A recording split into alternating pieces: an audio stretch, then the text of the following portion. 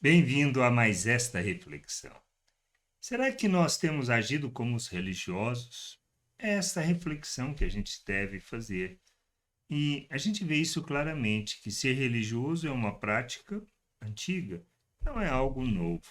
É algo que aconteceu na época de Jesus e antecedeu justamente a época que ele veio.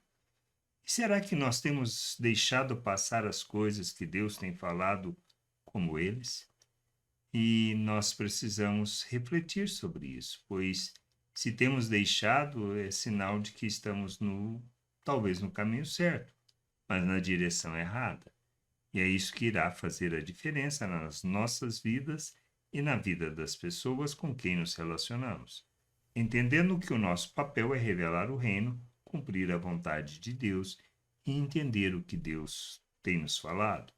Pois muitas vezes o que está acontecendo é que, devido à nossa religiosidade, nós temos deixado passar as coisas porque não ouvimos e não nos atentamos àquilo que nós lemos e o que nós temos vivido em nossos dias. Jesus, falando acerca dos religiosos, mencionando Elias, logo depois que ele sobe ao monte com Pedro e João, e que eles têm a visão e que Deus fala que Jesus era o Filho amado e que a ele deveríamos ouvir. Diz assim lá em Mateus 17, 12 e 13: Eu, porém, lhes digo que Elias já veio e não o reconheceram. Pelo contrário, fizeram com ele tudo o que quiserem. Tudo o que quiseram, assim também o Filho do Homem irá sofrer na mão deles. Então, os discípulos entenderam que ele estava se referindo a João Batista. O que a gente precisa ter de entendimento é isto, que muitas vezes, cegos nas nossas convicções religiosas, nós não percebemos e nem ouvimos o que Deus está falando. E nem muitas vezes a mensagem que nos é apresentada, porque estamos fechados nas nossas convicções e não estamos dispostos a ouvir aquilo que seja a vontade de Deus. O que a gente deve fazer? Nós precisamos entender que tudo que Deus faz é um processo, nunca é um tratamento de choque, mas Ele vai nos falando. E nós, ao ouvirmos, ao percebermos aquilo que Ele fala, nós devemos caminhar na direção da Sua vontade. Agora, quando nós resistimos, dificilmente nós ouvimos e podemos fazer a mesma coisa que os religiosos, perseguir. Então, essa é a questão que nós temos feito. Quais são as nossas atitudes? Desejamos de fato conhecer a vontade de Deus? Buscamos a Ele para termos conhecimento da Sua vontade, conhecimento dele para andarmos na Sua vontade?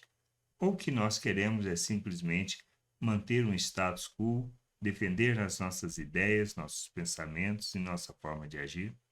São coisas que a gente precisa refletir. Nós precisamos crescer, amadurecer, entender a vontade de Deus e andarmos nessa vontade. Mas para isso, nós precisamos ter a convicção de que nós desejamos conhecer e queremos conhecer a vontade de Deus, mesmo que haja confronto naquilo que pensamos, desejamos ou sonhamos. Não importa. O que a gente precisa é conhecer o Senhor para não deixar passar o que ele tem nos falado como um religioso.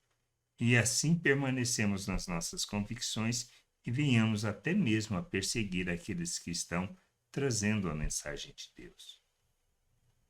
E se nós somos daqueles que têm levado, nós não podemos pensar na possibilidade de que isso não devemos fazer, porque Deus nos revela, nos mostra e nós precisamos falar acerca da vontade de Deus, ensinar sobre essa vontade, mas não é nossa função obrigar as pessoas a fazer o que nós pensamos, entendemos e compreendemos acerca da vontade de Deus.